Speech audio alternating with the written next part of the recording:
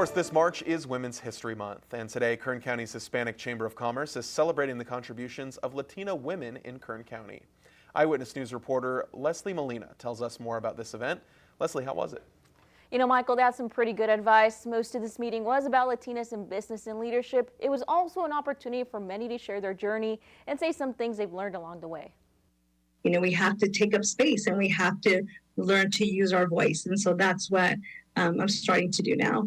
This was just one of the key pieces of advice shared in the webinar Kern County's Hispanic Chamber of Commerce hosted. There's always a lot of pressure in being that, right? The one Latina, the first one and all that. And so there's a lot of pressure that comes to that. It is a point of pride, but it's also a lot of pressure that we take with us. The meeting was about Latinas in business and leadership.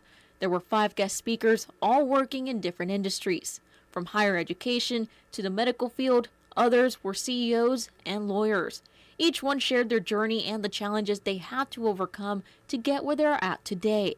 And also as a Latina and also coming back to California and practicing here, also dealing with the stereotypes within the Latino community. Latinos will prefer a male attorney. They will think that they are more aggressive for some reason.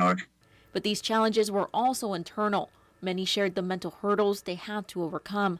Also that my parents being immigrants, their fear and their anxieties, they had given that to me as well. So then realizing that, you know what, that's not mine. I have to give that back to you. And when we're talking about breaking, generational traumas, that's where it stops. Self-care was another big topic.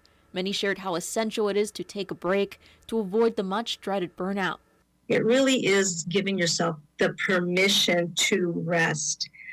Culturally, I know for myself growing up, if I was resting, then it was looked upon as being lazy. So even now when I give myself that permission, I have, think, well, I could do this or I could do that. And so it's just giving myself permission to rest.